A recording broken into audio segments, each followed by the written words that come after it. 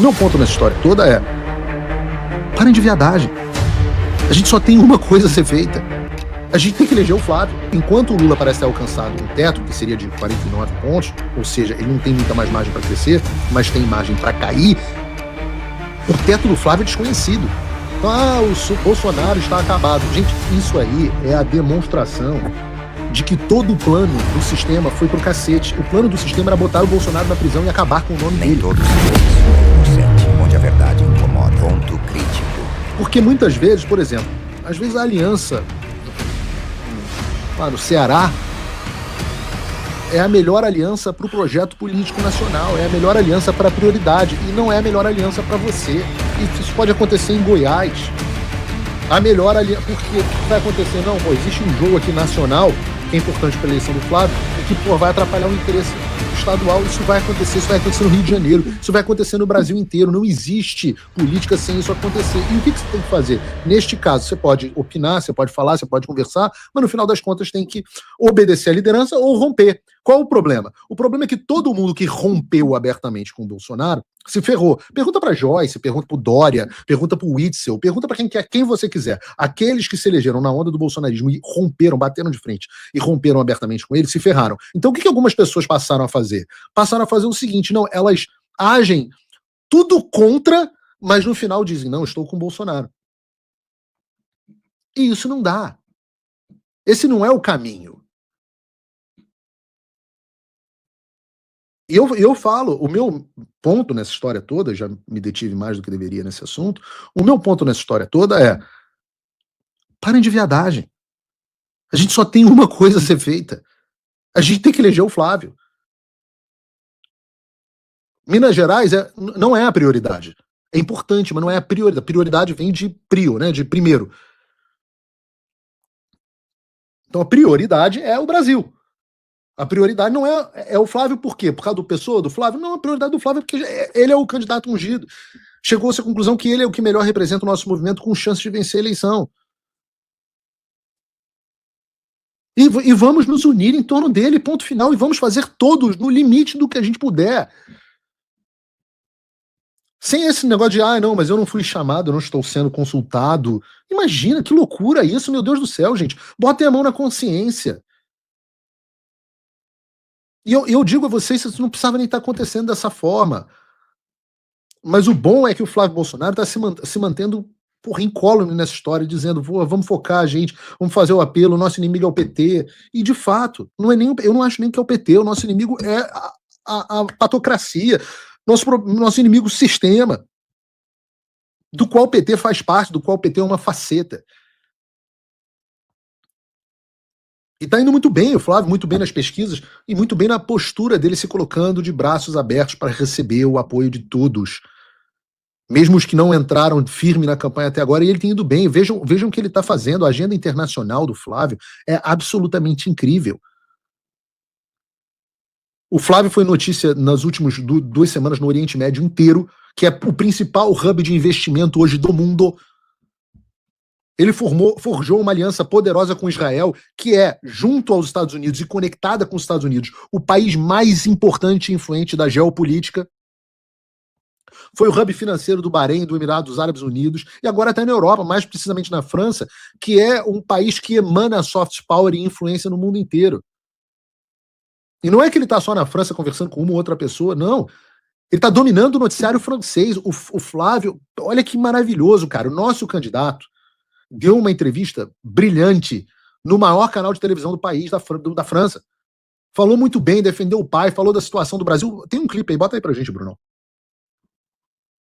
Com vocês, boa noite a todos que nos assistem, com essa bancada qualificada, para falar um pouquinho da relação de Brasil e França, un grand bonjour pour parler un peu ici des tudo que nós temos com muitas relations avec la oportunidades France. nos nossos dois países. Et É nous muito avons de importante nombreuses occasions que todos os franceses tenham pour conhecimento cela, c'est de important que o Brasil hoje que não les vive uma Français democracia aient plena. bonne connaissance O de la presidente situation au Bolsonaro Brésil. Il n'est pas une foi démocratie. condenado por seus próprios Le inimigos. président Bolsonaro a été Ex-presidente, condamné par ex-advogado do atual ses presidente ennemis. Lula, foi L'ancien indicado pela Suprema avocat Corte du brasileira, président julgou o presidente Lula Bolsonaro, a jugé outro le président juiz da Suprema Bolsonaro, un autre juge declarado du tribunal suprême.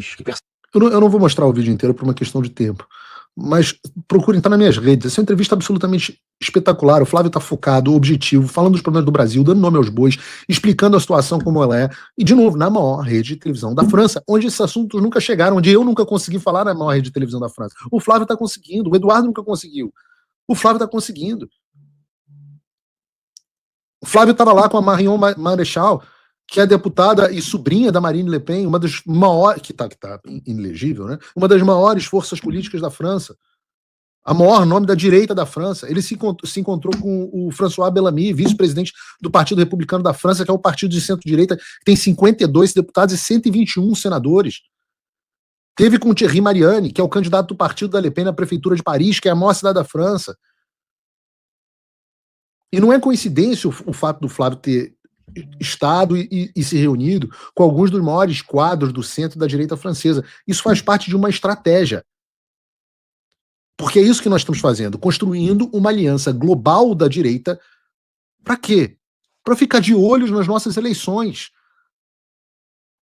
A gente está falando de pessoas de peso, com dinheiro, com peso político, com soft power internacional. Para quê? Para que as eleições de 2026 não sejam o mesmo bunda-lelê das eleições de 2022.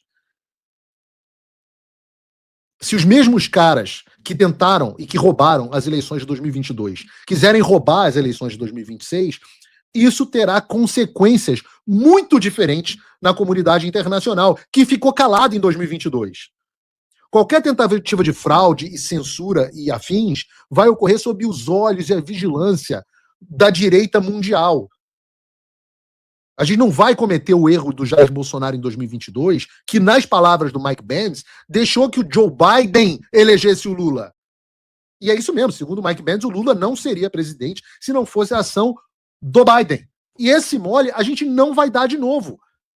Não vão mais pegar a gente de surpresa, desamparado, tenham certeza disso. Por isso, vocês se preparem para ver o Flávio nos Estados Unidos, o Flávio na Europa, o Flávio falando da situação do Brasil mundo afora, o Flávio no Chile, na posse do Castro, em outras agendas com países da América Latina, o Flávio voltando à Europa em outros momentos, indo ao Parlamento Europeu, e vai ser difícil, ele vai ter que se desdobrar com a pré-campanha, a gente optou por pegar esses países e fazer agora, porque era um momento onde as coisas ainda estavam caindo nos seus devidos lugares, as pessoas estavam caindo na real. Agora o Flávio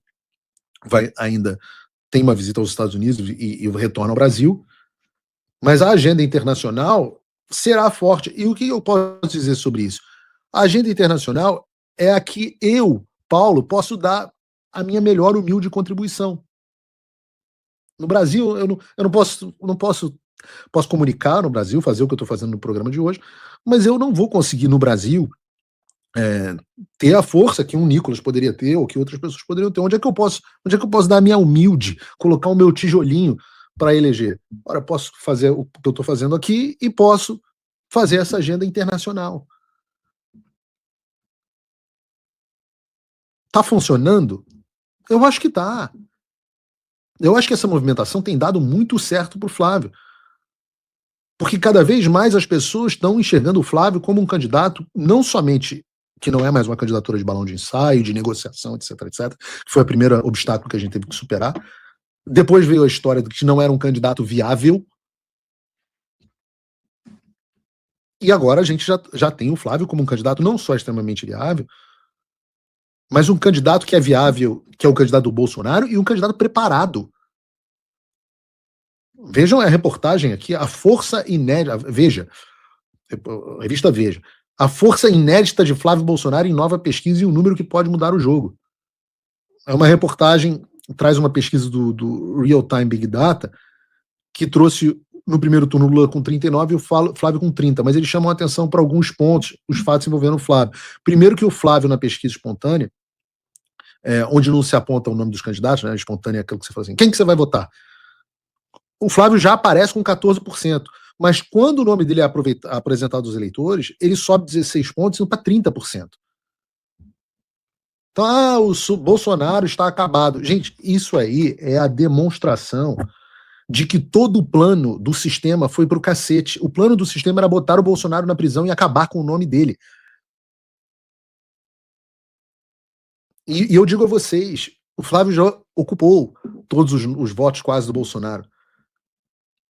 Em uma pesquisa, eu não vou dizer a fonte para vocês, mas em uma pesquisa interna, não divulgada, em São Paulo, o Flávio já tem atualmente o mesmo desempenho eleitoral do Jair em 2022, segundo a pesquisa em São Paulo. E isso não é o suficiente para ganhar as eleições.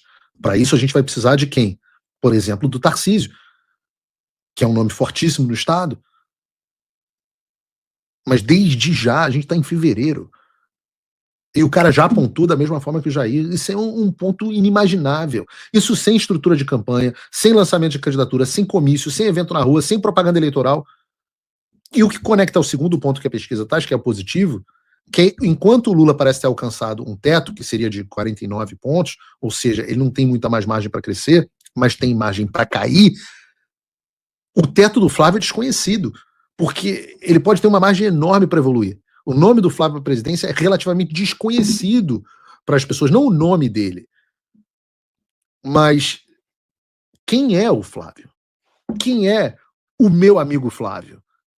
E quanto mais elas conhecem o meu amigo Flávio, mais elas gostam, mais elas apoiam.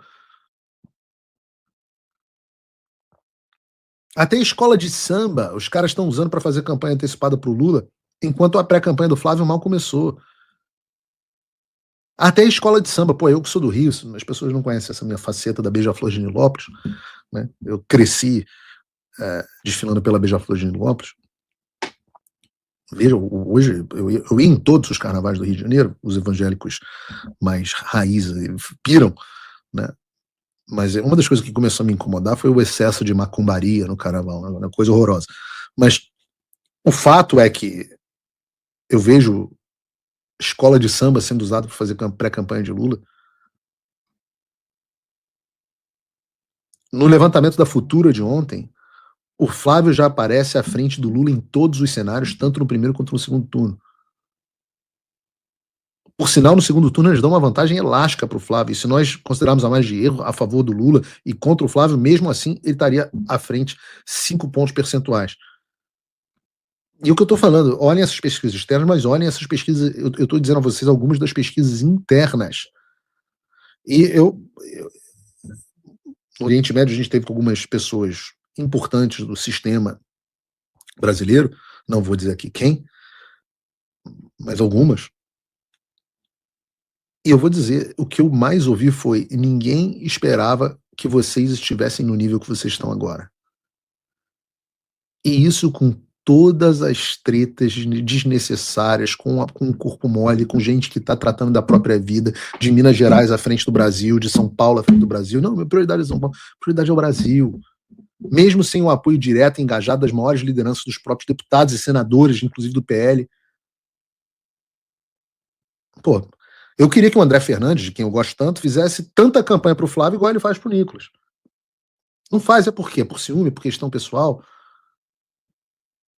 Eu volto a dizer, parem de vaidade. Parem de vaidade.